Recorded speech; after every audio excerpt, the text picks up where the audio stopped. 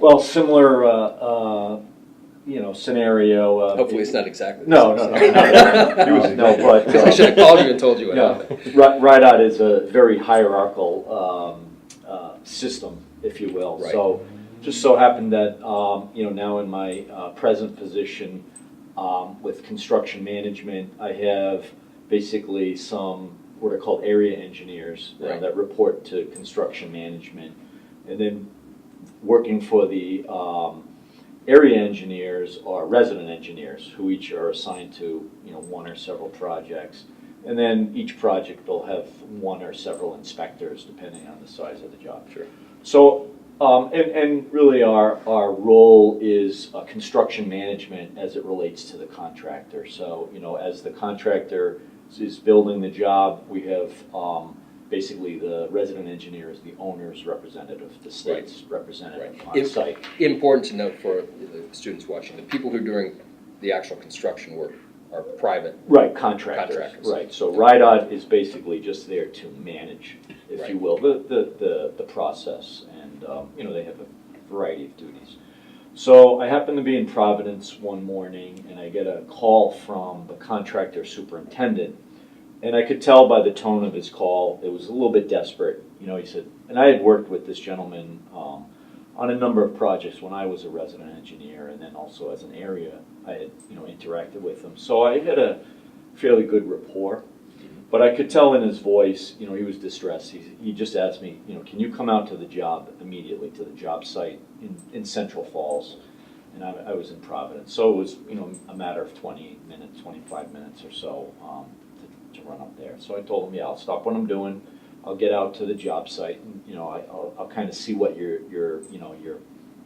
distressed about, because he had a whole series of issues that was troubling him. His relationship with the field staff, what he felt the inspector was asking his people to do, etc. So I was like, okay, yeah, no, well, I'll get right out there and get on top of it with you, because I thought at that point, to tell him, have you called the resident, have you spoken with the inspector with whatever your issues, talk to the area. I thought, what, if he's calling me, it's got to the level where he realizes he has to bring it to me. So I did. I took a ride up to Central Falls. I parked my vehicle right at the edge of the project, and it's basically a street, city street that was undergoing construction. And it was a semi-complex project, so there was a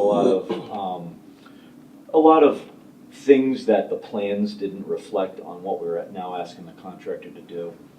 So I parked my car and I started walking down the street, and the first person I came across was the inspector, and he was at one location with some of the contractor's personnel. So I just briefly said, hey, how you doing? Oh, good. We just exchanged pleasantries. And I was like, oh, everything looks pretty good from what I can see, but let me keep walking down. As I walked down the road, there was other activity all over the place, contractor construction going on. And I happened to then get to the foreman for the contractor, whom I had also dealt with in the past. And he said, yep, they're down there, they're down there. So I kept on walking, and lo and behold, I ran into the area engineer and the resident engineer were out there together looking at a couple issues. And so I just stopped with them, and I kind of got their feedback immediately. I told them, Steve had called me, the gentleman, the contractor superintendent, he called me out here, kind of distressed. What's your guys' take on what's going on? And they said, geez, nothing, everything's great. So now I'm thinking, well, I talked to the inspector and everything was great. I talked to the resident and the area who happened to just be there, and everything was okay. So then I said, well, is the the superintendent, the contractor superintendent here? And he's like, yeah, down the street, and he's with a couple other people. So I took a walk down there, and I saw him, and initially the conversation went, basically a gripe session. Well, they're asking me to do this, that's not what the plan shows, etc. And by the time we were done, I called over the resident engineer in the area, and we basically just had a field meeting, if you would, just standing around on a corner in Central Falls. But, you know, by the time we were done with all the conversation, airing everyone's concerns, it seemed like we were all on the same page at that point. You know, Right. so the contractor felt like someone had listened to his issues. You know, the folks, the folks that I have to deal with, the resident engineer in the area, you know, realized where perhaps we were asking the contractor to do more than what the plan showed. And I think we got to a point where we were all satisfied that Right. we could move forward on the project, and the contractor wasn't going to, leave town in a huff and leave the project half finished or anything. So, you know, from that point on, we walked back up to the job to where I was parked, and, you know, we kind of discussed, you know, moving forward, what the remaining work was gonna be, and you know, a few of the other issues that we thought we were gonna encounter. And thought it was a fairly successful, you know, we didn't have a group hug or anything like that, but we kind of left amicably. So at that point, I thought that, you know, we had accomplished really what I'd set out to do there is to at least come to the job site as was requested and kind of get all the parties together and talk, so. Right. It's a pretty common situation where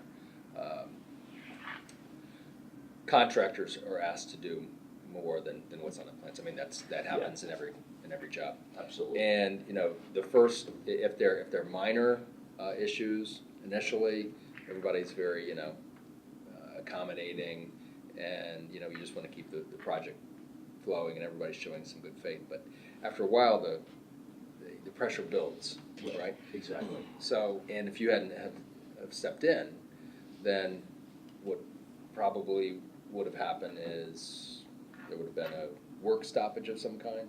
Perhaps, yeah. That's- And again, I know, like, if you know, dissecting how things transpired, you know, what I did may not have been anything different than what perhaps the resident engineer could have done himself. Right.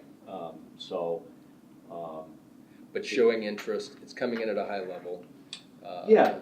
You certainly carry a lot more respect Sure. than, you know, the folks who are on the ground there. Yeah. So, right, they Yeah. feel like their issues are being At least listened to and I addressed. think from the contractor's perspective, they felt like their